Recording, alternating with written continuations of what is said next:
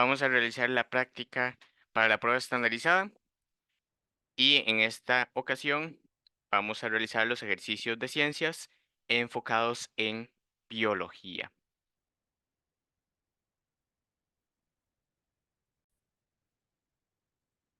Esta primera pregunta dice, considera la siguiente información referida a las adaptaciones en los organismos. El cleptoparasitismo se define como el robo de una presa u otra comida capturada previamente por otro individuo.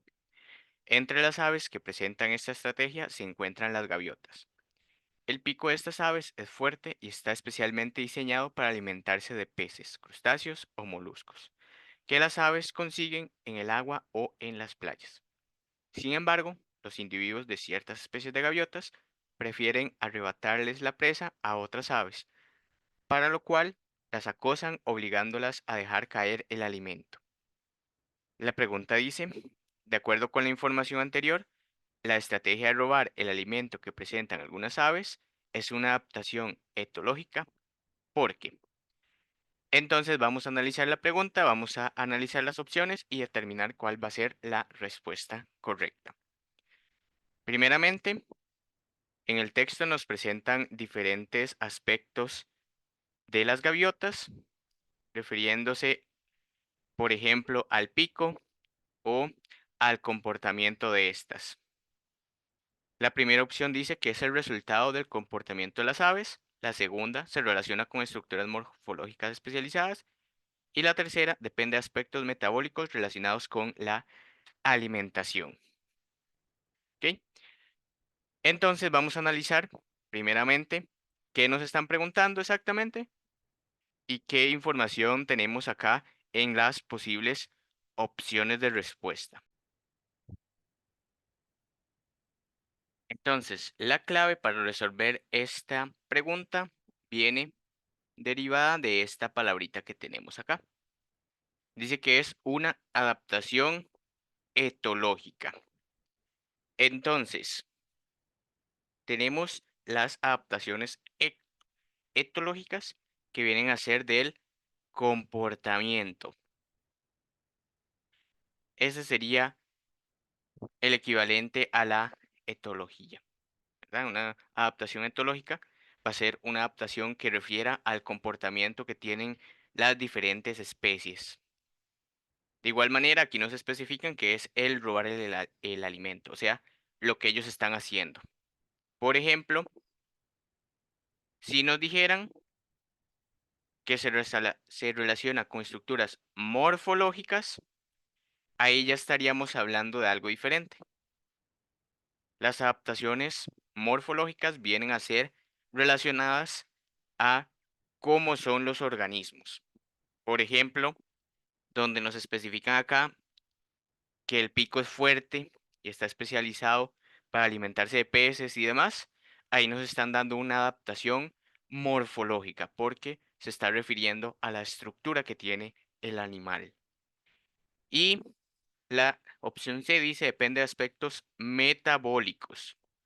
Entonces, esa sería una adaptación de cómo funciona el organismo. También a estas se le llaman adaptaciones fisiológicas. Fisiológicas, que refieren a cómo funciona el organismo, ¿va? Por ejemplo, que las aves tuvieran, no sé, termorregulación o demás, o algo de cómo funciona, no de cómo es, sino de cómo funciona. Si fuera de cómo es, estaríamos hablando morfológicas, y si es de cómo funciona, sería fisiológicas. Y como acá preguntan de una adaptación etológica, o sea, de una adaptación del comportamiento del animal, vamos a decir que esa adaptación etológica es el resultado del comportamiento de las aves, porque robar el alimento va a ser un comportamiento que tienen estas aves. Y eso sería una adaptación etológica, o sea, de comportamiento. La segunda pregunta dice, considera la siguiente información. La Reserva Biológica Cerro Las Vueltas, ubicada en el Cerro de la Muerte, alberga una población importante del zorzal piquinegro, o con su nombre científico, Catharus gracilirostris. Estas aves se alimentan sobre el suelo o entre las ramas de los árboles y arbustos de la reserva. Buscan insectos o arañas, introducen su pico entre los musgos y líquenes que se encuentran en las ramas de la vegetación o bien encima de las rocas en el suelo. Dice, según la información anterior, ¿cuál opción ejemplifica el concepto de población? Y nos presentan estas tres opciones: los árboles y arbustos de la reserva, los insectos y arañas de los que se alimentan los zorzales, o el conjunto de zorzales piquinegros de la Reserva Biológica Cerros Las Vueltas. Vamos a analizar de nuevo la pregunta, a ver cuál sería la opción correcta. Vamos a ir primero a ver las opciones, a ver cuál calza con el concepto de población. Hay que recordar que la población se va a referir a diferentes individuos o organismos que van a pertenecer a la misma especie. Con eso en cuenta, vamos a ver que la primera opción dice que son los árboles y arbustos.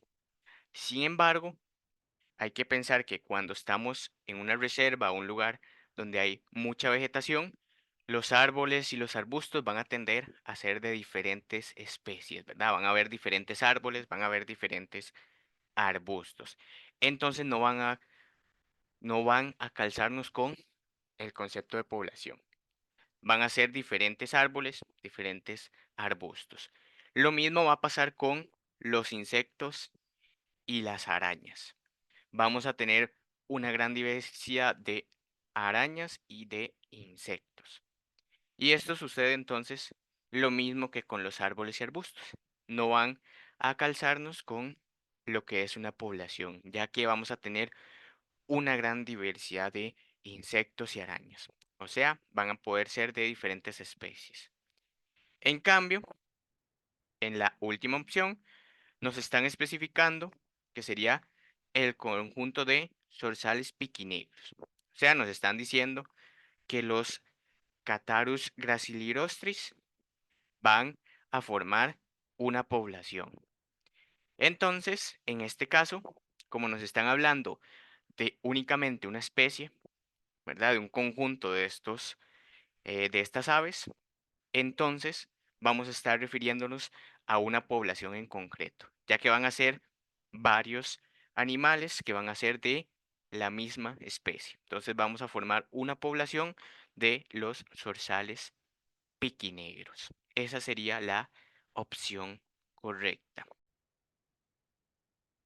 La siguiente pregunta dice, la siguiente información muestra el número de individuos de tres especies de aves en dos hábitats que presentan la misma superficie. Viene un cuadro donde por un lado están las tres especies, el yigüirro, el pecho amarillo y el come maíz. Y por otro vamos a tener los dos hábitats. El hábitat A, que va a ser un cafetal sin sombra, y el hábitat B, que va a ser un cafetal con sombra. Vemos que en el caso de los yigüirros, en el primero hay 8 y en el segundo van a haber 10 individuos. El pecho amarillo, en el hábitat A van a haber 4 y en el hábitat B van a haber 6. Y los come maíz, en el hábitat A van a haber 2 y en el otro no va a haber ningún individuo de come maíz. Vamos a ver las opciones. Dice, según la información anterior, se puede afirmar que el hábitat B tiene mayor diversidad que el hábitat A. El hábitat A tiene mayor diversidad que el hábitat B. Y la opción C, la riqueza de aves es siempre mayor en el hábitat B. Vamos a analizar la información del cuadro para determinar qué hábitat tiene mayor diversidad. Hay que recordar que la diversidad se va a referir a cuántas especies diferentes tiene cierto lugar. No vamos a estar refiriéndonos a la cantidad total, sino a a las diferentes especies que vamos a tener en cierta zona. Teniendo eso en cuenta, vamos a ver que en el hábitat A vamos a tener que hay jigüirros, que hay pecho amarillo y también come maíz. Hay tres especies diferentes en ese hábitat. En cambio, en el hábitat B vamos a tener jigüirros y vamos a tener pecho amarillo. Sin embargo, no va a haber come maíz. Quiere decir que en el hábitat B tenemos dos especies diferentes de aves únicamente. Quiere decir que el hábitat A va a tener una mayor diversidad de especies que el hábitat B. Acá vamos entonces a decir que en el hábitat A vamos a tener mayor diversidad que en el hábitat B. Entonces, esa sería la respuesta correcta. Que en el hábitat A va a haber una mayor diversidad que en el hábitat B. Acá hay que tener cuidado porque si hacemos el conteo total, perdón, de los individuos, en el hábitat B tenemos 16 individuos. Y en el hábitat A vamos a tener 10, 4, 14 individuos. Técnicamente hay más individuos en el hábitat B que en el hábitat A, pero va a haber una mayor diversidad en el hábitat A. Esto porque en el hábitat B, aunque hayan 16, van a ser únicamente de dos especies diferentes. En cambio, en el hábitat A, aunque son menos individuos, va a haber más especies. Entonces, acá la pregunta, como es en relación a la diversidad, vamos a tener en cuenta cuántas especies diferentes hay en el hábitat. Entonces, para resolver esto, hay que tener cuidado con esa parte. La siguiente pregunta dice, lea el siguiente texto. La biodiversidad puede estudiarse con la finalidad de encontrar organismos y sustancias que tengan posibles usos en diferentes campos, tales como la medicina, la industria, entre muchos más. Tal es el caso de la quinina, un alcaloide natural que se extrae de una planta del Ecuador conocida como la cinchona. La quinina ha sido muy utilizada como remedio tradicional por sus propiedades digestivas y cicatrizantes. También para reducir la fiebre e incluso para tratar enfermedades como el paludismo. ¿Con cuál aspecto sobre la biodiversidad se relaciona el texto anterior? Acciones de conservación, importancia para el ser humano y relevancia para el equilibrio natural. Esta pregunta es muy sencilla. Acá nos están hablando de usos médicos, usos industriales o demás. En este caso es un uso más médico, más de medicina tradicional, ¿verdad? Para ciertas zonas de Latinoamérica. Entonces, técnicamente, no nos están hablando de conservar la quinina, ¿verdad? La cinchona en este caso, para obtener quinina. No nos están diciendo cómo actúa esta en el equilibrio de la naturaleza. Nos están diciendo cómo podemos utilizar la cinchona para adquirir la quinina y así darle un uso medicinal para las personas. O sea, que es importante para el ser humano. Esa sería la respuesta correcta a esta pregunta. La pregunta 5 dice, considera la siguiente información.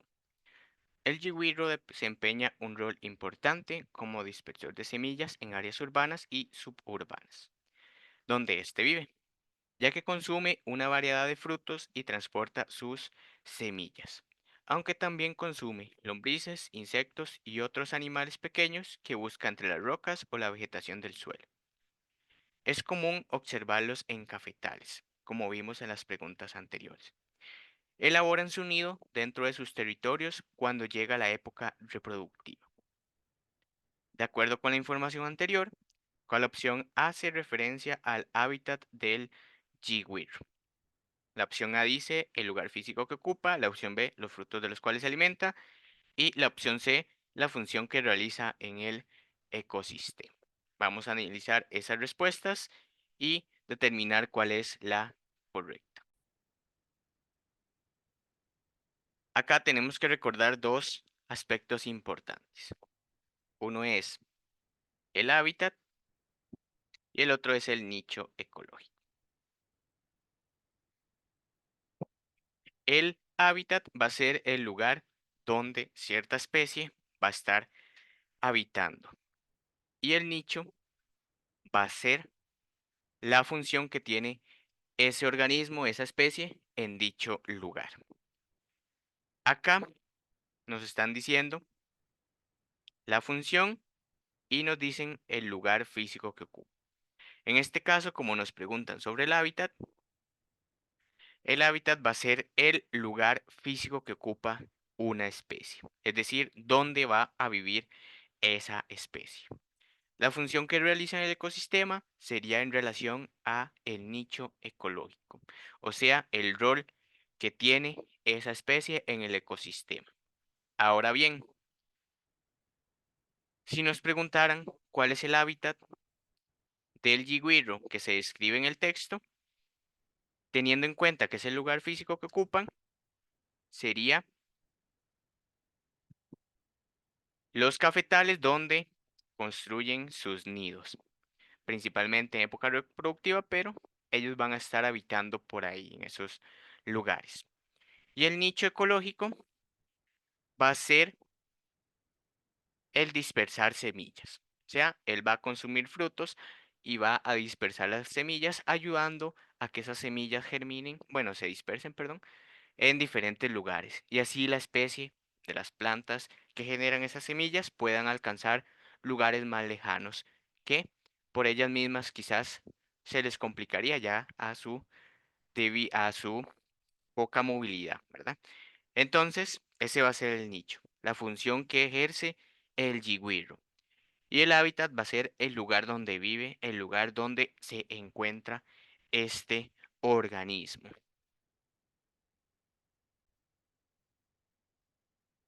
La siguiente pregunta dice, lea la siguiente información. Los seres vivos son independientes entre sí mediante una compleja red de relaciones. Por eso, la ausencia de determinadas especies puede impedir o favorecer la presencia de otras, y sus áreas de distribución respectivas no pueden entenderse de forma aislada. Un buen ejemplo es el koala, el Pascolarctos cinereus, un marsupial que se alimenta casi exclusivamente de las hojas de un eucalipto y que no se encuentra más que en bosques bien conservados de esta planta. De acuerdo con la información anterior, la presencia de poblaciones de koala está condicionada por la influencia, la opción A, de los depredadores, la B, de los factores climáticos y la C, del recurso energético. Vamos a ver cuál de estas tres opciones es la opción correcta.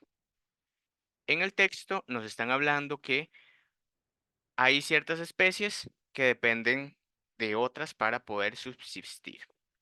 En este caso nos dan el ejemplo del koala, donde tiene una alimentación limitada a partir de las hojas de un eucalipto. Quiere decir que si se acaba este recurso, es decir, el eucalipto, entonces, como la dieta del koala es casi exclusivamente de esta planta, si esta desaparece, el koala, como depende de ella, posiblemente también vaya a desaparecer, debido a que no va a tener de dónde alimentarse. Entonces acá la respuesta correcta claramente es de el recurso energético, la alimentación. ¿Por qué descartamos las otras dos? Porque en el texto no nos presentan depredadores, no nos dicen qué otra especie consume al koala, no nos presenta tampoco qué factores climáticos pueden afectar al hábitat del koala, que haga que éste se desplace, que haga que éste se extinga. Solo nos hablan de que se alimenta de eucalipto y que si este desaparece, posiblemente el koala también, ya que solo vamos a encontrarlo en lugares donde esté esta planta, debido a su alimentación casi que exclusiva de ella. Entonces, esa sería la respuesta correcta, que es lo que deriva de la información que nos dan en el texto. La pregunta 7 dice, considere la siguiente información. En la naturaleza, una población que se introduce en un nuevo entorno o se está recuperando de una disminución catastrófica de números puede crecer exponencialmente por un tiempo porque la densidad es baja y los recursos no son limitantes. Finalmente, uno o más factores ambientales limitarán su tasa de crecimiento poblacional a medida que el tamaño de la población se aproxime a la capacidad de carga y la densidad aumenta. La cacería, las enfermedades y la depredación son factores que disminuyen o varían la tasa de crecimiento poblacional por la disminución que se da en el tamaño poblacional, debido a y tenemos tres opciones, la migración, la dispersión y la mortalidad. Acá nos están hablando de la cacería, las enfermedades y la depredación.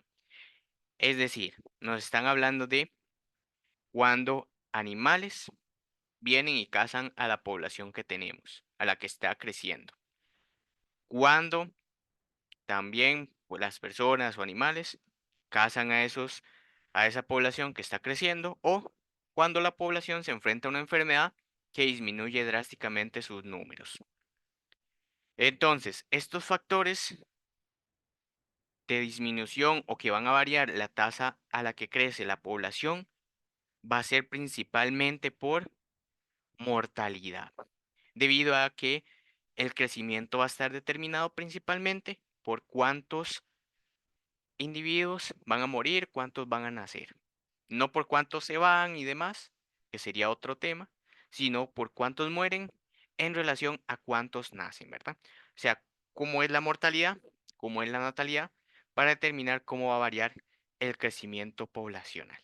Esa sería la opción correcta.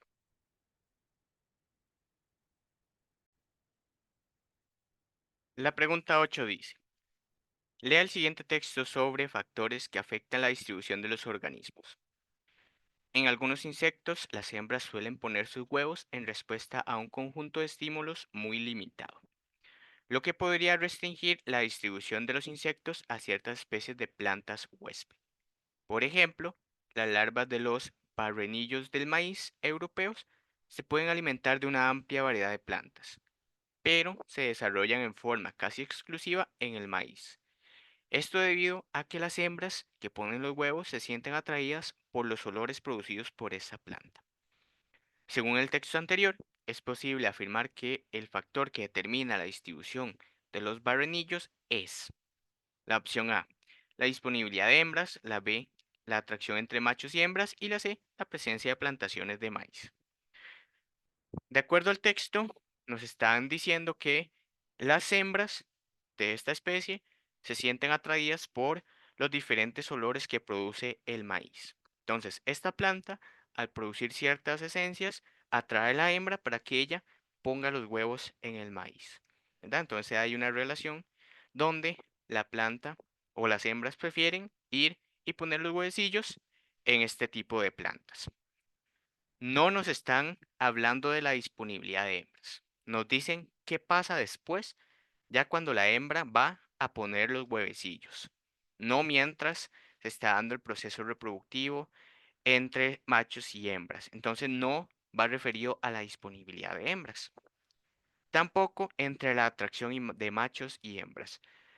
Por lo mismo, porque nos está hablando ya cuando la hembra va a poner los huevecillos. Es decir, cuando ya está buscando un lugar donde poner los huevos para que se desarrollen las crías. Entonces, no es la atracción que hay entre machos y hembras. Lo que nos dicen y el factor determinante va a ser que haya o no plantas de maíz. Esto debido a que si hay plantas de maíz, la hembra va a tender a ir a poner los huevecillos en ese lugar. Pero si tenemos un lugar diferente donde no haya maíz, entonces las hembras no van a sentir esa atracción por los olores de la planta del maíz y no pondrán sus huevecillos ahí. Buscarán un lugar donde el maíz esté presente. Entonces, la presencia de esta planta es la que va a determinarnos la distribución de los barrenillos. Y esa sería la respuesta correcta en este caso. La pregunta 9 dice, considera la siguiente información. Un ejemplo de interacción se da entre el camarón pistola y el pez cobio, los cuales comparten su madriguera y se apoyan en labores de protección. El camarón es ciego y siempre mantiene una antena puesta en el pez para ser advertido ante cualquier peligro. Juntos logran una sincronización perfecta para alimentarse y protegerse de depredadores. Y la 2, un ejemplo de un tipo de relación, se establece entre algunos hongos que se alojan en flores y así aseguran su propagación, mientras que la planta quedará estéril al no poder reproducirse, pues los hongos simularán ser el polen y aprovecharán de llamar la atención de polinizadores. Sin embargo, estos no se llevarán nada más que esporas. Las dos interacciones que se describen en los ejemplos anteriores corresponden a relaciones de tipo. Y ahí tenemos las opciones que vamos a analizar una por una para ver cuál es la correcta.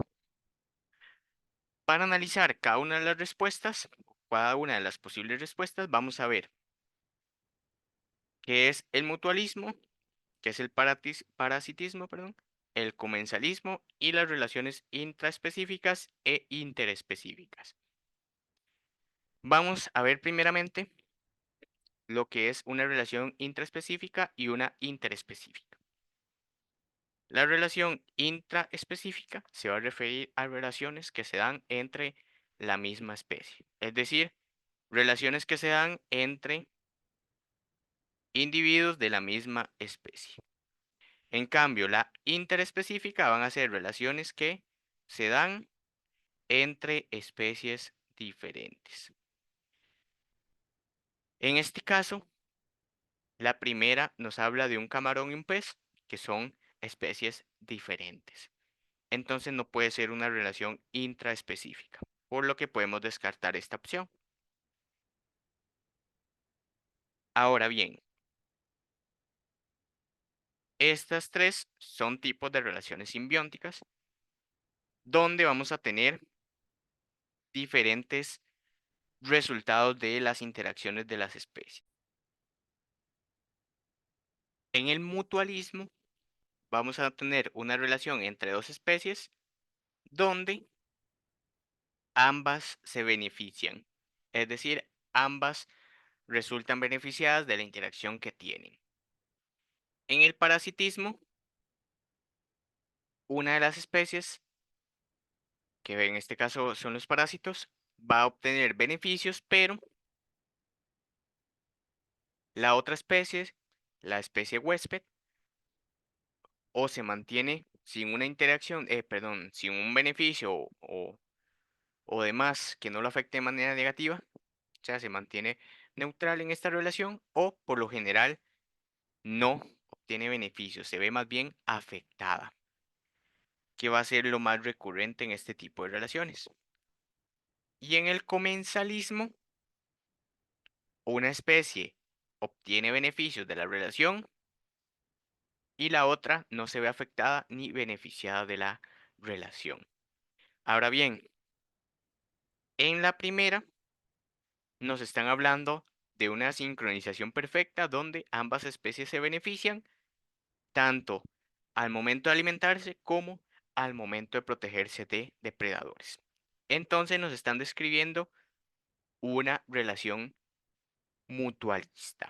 Entonces la primera es una relación mutualista, es decir, se está mostrando el mutualismo entre ambas especies al ambas obtener un resultado beneficioso de la relación que tienen. En cambio, en la segunda tenemos que llega un hongo y se aloja en las flores y entonces hace pasar sus esporas por el polen que tienen las plantas. Es decir, el hongo se beneficia ya que se esparcen sus esporas y la planta se ve afectada al no poder esparcir su polen. Como lo dice el texto, queda estéril. Es decir, no puede reproducirse, no puede dispersar el polen que ella tiene. Esto quiere decir que se ve afectada. Entonces acá vamos a tener una relación de un parásito y un huésped. Entonces va a ser una relación de parasitismo. Entonces vamos a tener en la primera una relación mutualista y en la segunda una relación de parasitismo. Esa sería la respuesta correcta para esta pregunta. La siguiente pregunta dice, considera la siguiente información. No siempre se puede describir completamente lo que come un organismo mediante una vía lineal, debido a que en un ecosistema la relación trófica está conformada por muchas cadenas alimentarias que se intersecan y que representan las diferentes cosas que un organismo puede comer, así como de qué otros organismos pueden ser alimento.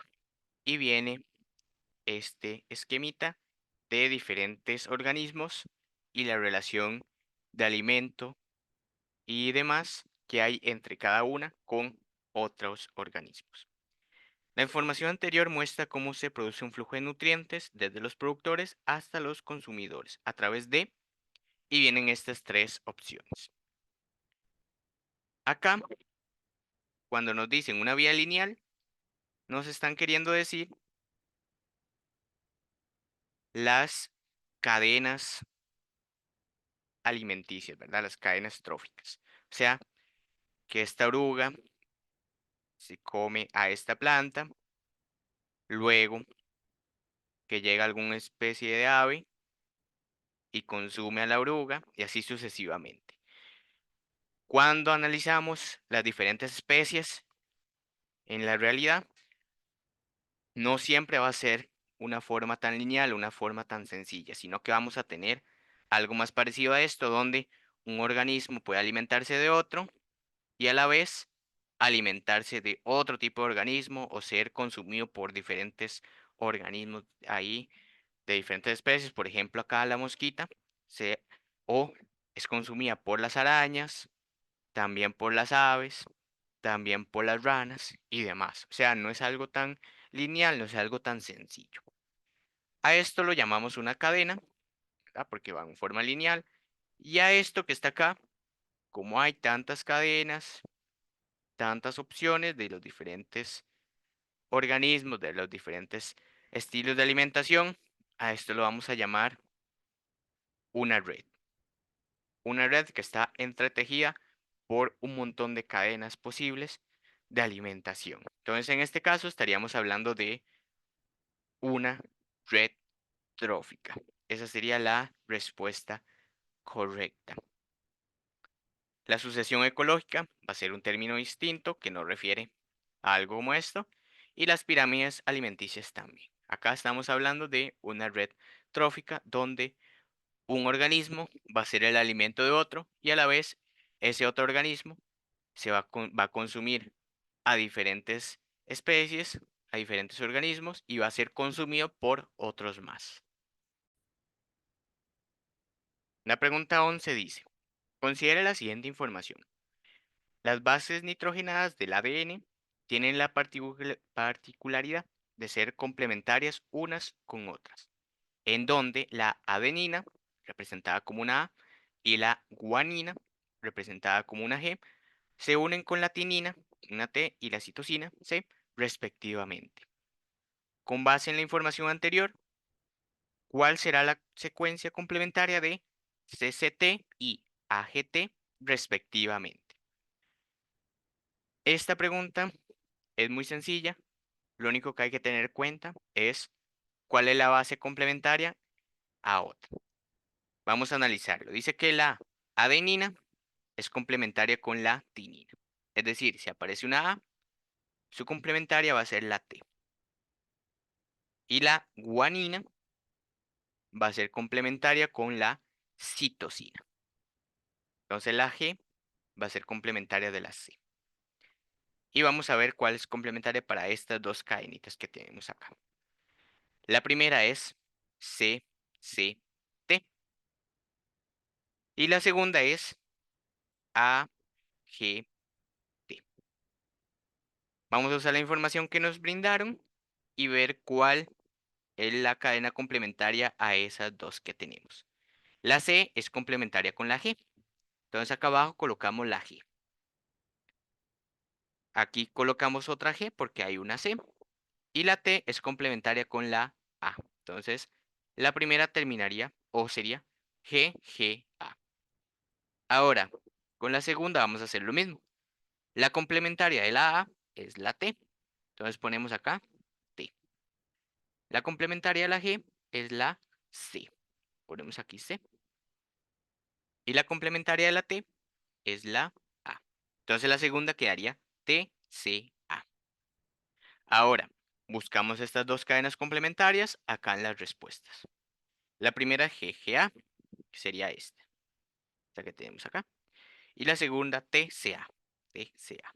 Entonces la respuesta correcta sería esta. Aquí lo único que hay que tener cuidado es cuál es la complementaria de la otra. Y cada vez que nos aparezca una letra, ponemos abajo la letra complementaria de acuerdo a la información que nos brindaron. Sería únicamente hacer eso. La siguiente pregunta dice, considera la siguiente información relacionada con la herencia. Se puede designar el alelo que produce guisantes lisos como R mayúscula y el alelo que produce guisantes rugosos como R minúscula, siendo R mayúscula dominante sobre R minúscula. Del cruce R minúscula y R minúscula se obtiene el siguiente resultado. 25% homocigoto dominante, 50% heterocigoto y 25% recesivo. O lo que es lo mismo, 1, 2, 1, que sería la proporción. Los términos utilizados en el resultado anterior hacen referencia al... Vamos a analizarlo. El resultado es 25% homocigoto dominante, 50% heterocigoto y 25% homocigoto recesivo. Acá nos están únicamente diciendo cómo resultaron los alelos. Es decir, el 25% es homocigoto dominante, que sería esta RR. El 50% va a ser heterocigoto, es decir, cada uno de los tipos de alelos. Y el último 25% homocigoto recesivo, es decir, las dos con minúscula. Pero acá únicamente nos dicen esto. No nos dicen si es liso o si es rugoso. Solo tenemos la distribución de los alelos. La primera opción dice que el fenotipo, ya que se refiere a los rasgos observables de la generación filial. Pero aquí no nos estamos refiriendo a los rasgos observables. Como les digo, no nos están diciendo si es rugoso o si es liso. El genoma pues hace referencia al conjunto formado por el material genético del ADN de los cromosomas. El genoma ya abarca algo más grande, ¿verdad? Abarca los diferentes alelos que hay para para los diferentes fenotipos, no específicamente para rugoso y liso. Y la B dice el genotipo porque corresponde al conjunto de los alelos presentes en uno o más locus específicos. ¿Qué es lo que nos están diciendo acá? ¿Cómo es esa distribución de los alelos? ¿Cómo resultaron los hijos de ese cruce? O sea, ¿en qué proporción tenemos cada uno de los posibles descendientes dependiendo de la dominancia que tenga cada alelo y la distribución final de cada uno de esos alelos? No nos dicen qué tipo de guisante es, si es liso o si es rugoso, únicamente la proporción de los alelos, que sería referente al genotipo. Esa sería la respuesta correcta. La pregunta 13 dice, considera la siguiente información relacionada con la herencia. En un vivero detectaron que una especie de plantas produce flores que pueden ser de tres colores diferentes, rojo, azul y violeta. Y se dieron cuenta que corresponde a un caso de herencia intermedia. El color rojo corresponde a dos genes identificados como R mayúscula R mayúscula. El color azul a los genes A mayúscula A mayúscula. Y el violeta tiene un alelo de cada clase que representa RA y ha tenido gran demanda por parte de los consumidores. Abajo viene un cruce, flor violeta y flor roja. Los dueños del vivero cruzaron dos plantas, como se muestra en el cruce anterior, y desean saber cuál es el porcentaje obtenido en el fenotipo de la descendencia. Y aquí vienen las diferentes proporciones de los fenotipos. Vamos a analizar y hacer el cruce. Tenemos que la flor roja va a ser RR, ponemos acá que la flor roja es RR, y la flor violeta es RA, entonces RA. Entonces lo que ellos desean saber es qué pasa si cruzamos una flor violeta y una flor roja, principalmente para obtener la flor que más se está vendiendo, ¿verdad? Entonces vamos a cruzar una flor violeta con una flor roja, teniendo esta distribución de los alelos que nos dan el color correspondiente. Vamos a hacer los cuadros de Punnett.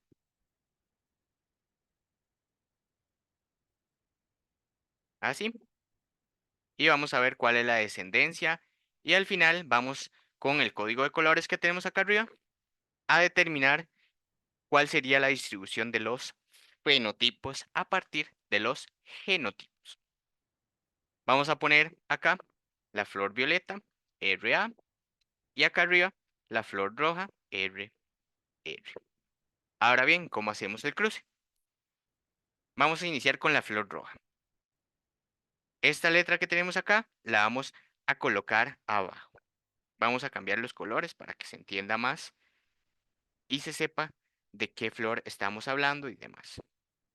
RR y la flor azul que sería, perdón, el alelo azul que sería el A y el rojo. Recordando que cuando tenemos RA vamos a obtener una flor morada. RA va a ser morada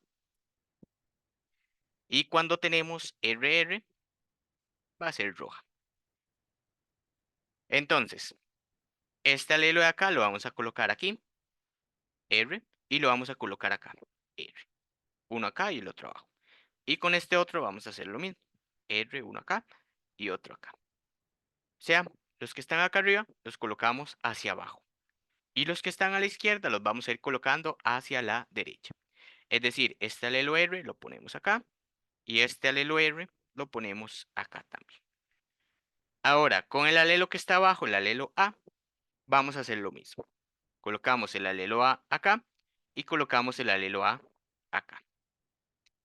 Y este sería el resultado de nuestro cruce. Vamos a tener que la mitad es RR y la otra mitad es RA.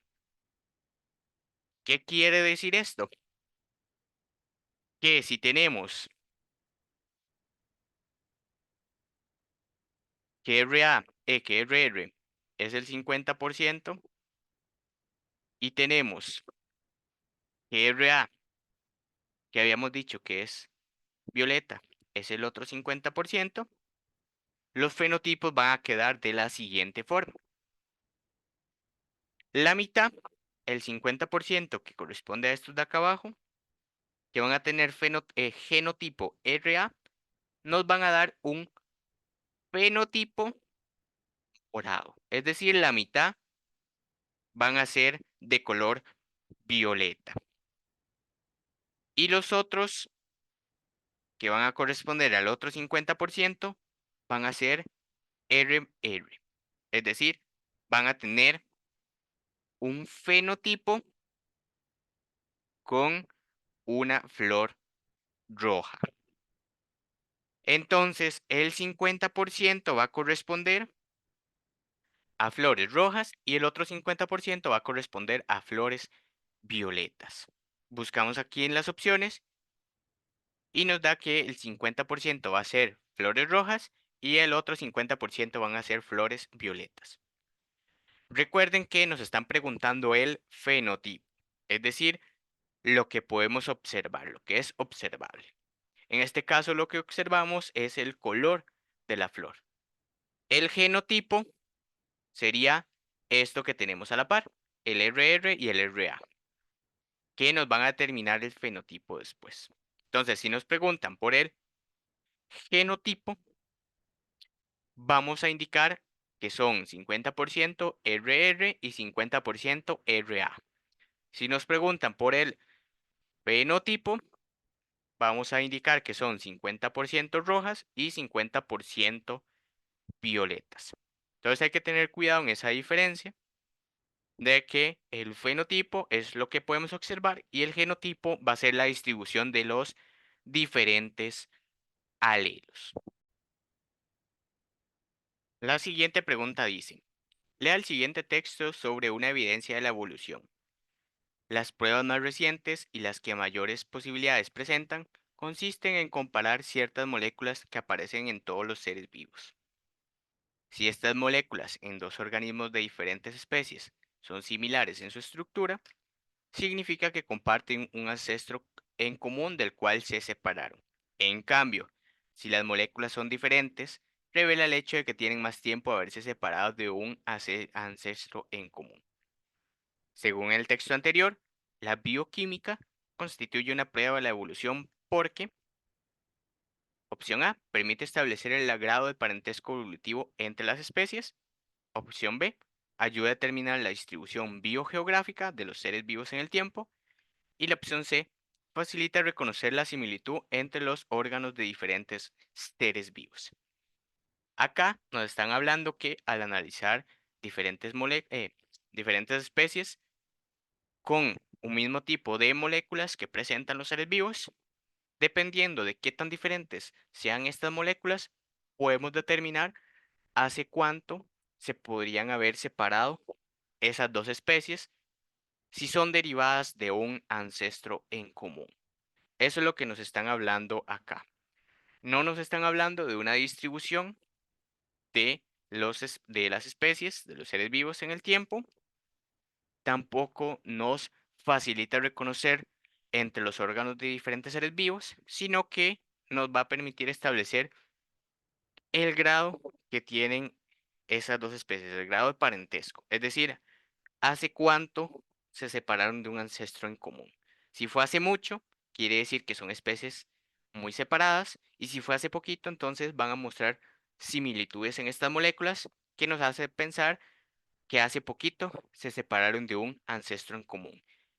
Y al final nos permite establecer el grado evolutivo que van a tener ambas especies comparándolas entre sí. Es decir, cómo van a ir cambiando en el tiempo a partir de un ancestro en común. Eso sería la respuesta correcta.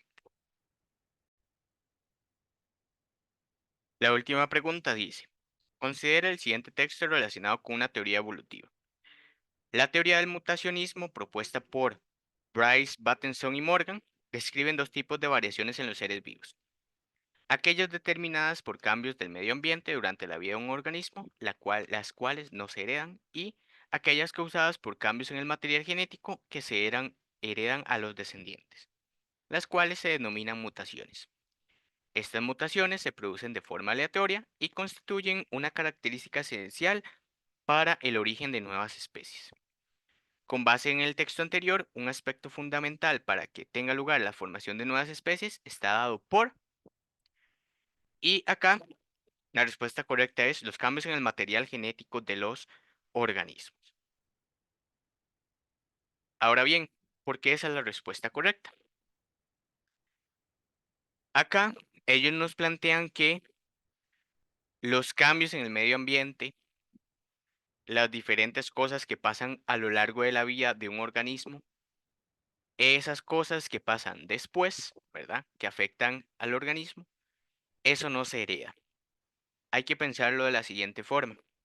Si tenemos, por ejemplo, una araña y esta araña en algún momento de su vida tuvo que enfrentarse a un depredador y este depredador le arrancó una pata, entonces ahora la araña, en vez de tener las 8 patas, por ejemplo, en vez de ser así, con 8 patitas, ahora va a tener 7, porque perdió una.